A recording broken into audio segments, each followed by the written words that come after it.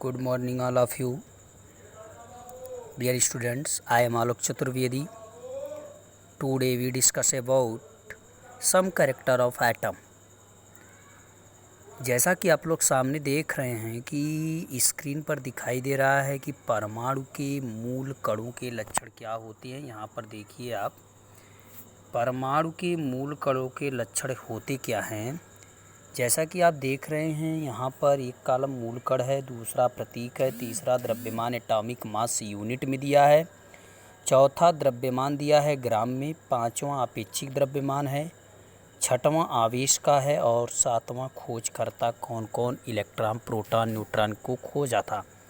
जैसा कि आपको पिछले वीडियो में मैंने बताया था कि जो परमाणु होता है वह 3 प्रकार के मूल कण से मिलकर बना होता है। एक होता है इलेक्ट्रॉन, दूसरा होता है प्रोटॉन और तीसरा होता है न्यूट्रॉन। ओके, अब आपको बताना है कि इलेक्ट्रॉन की खोज हुई कैसे। प्रोटॉन को H+ से या P से रिप्रेजेंट करते हैं और न्यूट्रॉन को N से रिप्रेजेंट करते हैं। ठीक, अब आपको यह देखना है कि जो इलेक्ट्रॉन है इसका प्रतीक देख रहे हैं यहाँ पे E से, इसका एटॉमिक मास यूनिट में जो मास होता है वह 0.00055 होता है। ग्राम में जो दिया है आपके सामने दिख रहा है 9.1095 10⁻⁻28 है दिया। अपेक्षिक द्रव्यमान दिया है 1/1837 और आवेश दिया है इलेक्ट्रॉन के ऊपर, आपको पता है ऐसे लिखते हैं E-, तो -1 आवेश हो गया। ठीक, खोज करने के लिए थॉमसन, क्योंकि आपको पता है बताया जाता है ईटा पर नाच, माने इलेक्ट्रॉन की खोज थॉमसन, प्रोटॉन की खोज रदरफोर्ड, न्यूट्रॉन की खोज चैडविक। इतना तो आपको पता। फिर सुनिए, इलेक्ट्रॉन की खोज थॉमसन, प्रोटॉन की खोज रदरफोर्ड, न्यूट्रॉन की खोज चैडविक ने किया था। ठीक, अब आप देख रहे हैं यहाँ पर कि जो इलेक्ट्रॉन होता है, प्रोटॉन होता है, न्यूट्रॉन होता है, सबका सिंबल यहाँ दिया है। सबका एटॉमिक मास यूनिट में द्रव्यमान दिया है, ग्राम में द्रव्यमान दिया है, आपेक्षिक द्रव्यमान दिया है, आवेश दिया है और कौन कौन खोज करता है यह दिया है। यह पूरा चार्ट आपको याद हो जाए क्योंकि इसका उपयोग न्यूमेरिकल में होता है। ओके, याद जरूर कर लीजिएगा क्योंकि इसका उपयोग होगा। अब आगे आते हैं, पहला जो मूल कण है इलेक्ट्रॉन, उसकी खोज हुई कैसे।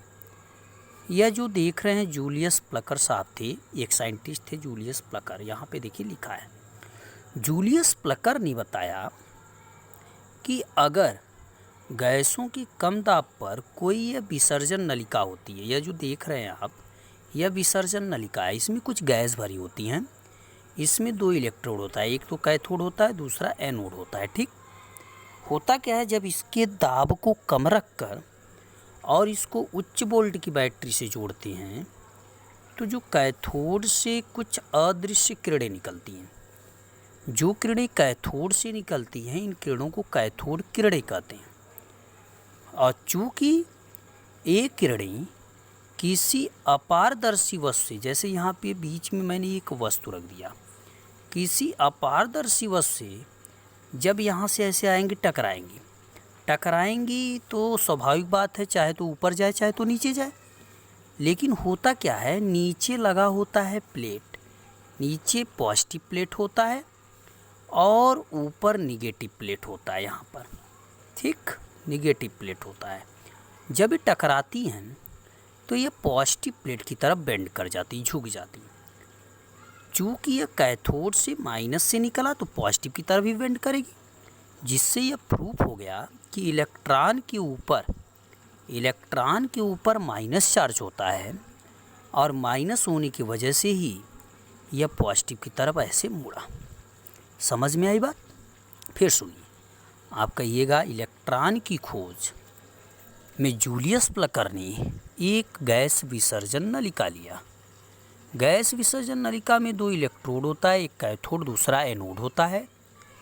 जब उच्च वोल्ट की बैटरी से इसे यहाँ कनेक्ट करते हैं तो उच्च वोल्ट की बैटरी से कनेक्ट करने के बाद कैथोड से कुछ अदृश्य किरणें निकलती हैं। एक किरणें कैथोड से निकलती हैं, इसलिए इसे कैथोड किरणें कहते हैं।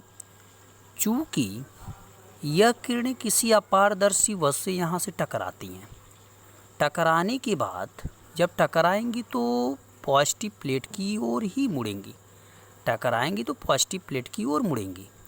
तो निगेटिव था तभी पॉजिटिव की तरफ मुड़ा, जिससे यह प्रूफ हुआ कि इलेक्ट्रॉन के ऊपर माइनस चार्ज होता है, अतः यह इलेक्ट्रॉन होता है। ओके, अब आते हैं थोड़ा सा बात कर लें हम इस पे, इसके लक्षण क्या क्या हैं। जैसा कि आप लोग यहाँ पर वीडियो में देखेंगे, इसके लक्षण देखिए दिखाई दे रहा है सब। यहाँ पर कैथोड किरणें सदैव सीधी रेखा में चलती हैं। सीधी रेखा में क्यों चलती हैं? क्योंकि यहाँ देखिए क्रॉस लगा है, सामने जो होती है छाया बन जाती है। अगर बीच में कोई अपारदर्शी वस्तु रखेंगे, सामने जो है छाया बन जाएगी।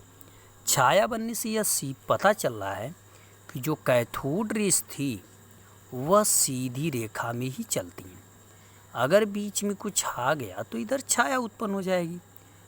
यह प्रूफ हो गया। ठीक, दूसरा लक्षण है कि कैथोड किरणें सूक्ष्म द्रव्य कणों से मिलकर बनी होती हैं।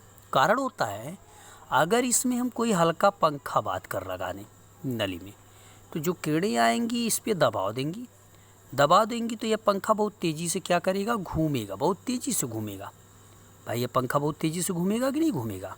जब घूमेगा इसका मतलब यह है इसमें गतिज ऊर्जा है, और गतिज ऊर्जा है, इसमें कुछ कण हैं जो कि इस पर दाब दे रहे हैं, तो इसकी वजह से क्या होता है, कुछ कणों से मिलकर बनी होती हैं। तीसरा लक्षण होता है कैथोड किरणें ऋणावेशित होने के कारण, ध्यान से सुनिए, कैथोड किरणें ऋणावेशित होने के कारण चुंबकीय क्षेत्र में विक्षेपित हो जाती है, जो कि मैंने आपको खोज में ही बता दिया था कि हमेशा पॉजिटिव प्लेट की ओर मुड़ती हैं। ठीक, कैथोड किरणें कांच की नली के दीवारों में हरे रंग का प्रदीप्त उत्पन्न करती है, चमक उत्पन्न करती है।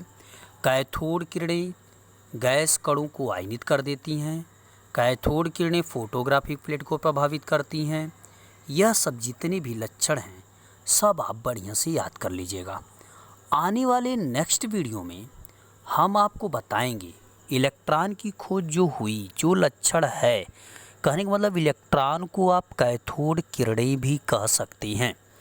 तो जो लक्षण है, अब इस पर आवेश कैसे कैलकुलेट करेंगे, इस आवेश का कैलकुलेशन हम आपको नेक्स्ट वीडियो में बताएंगे।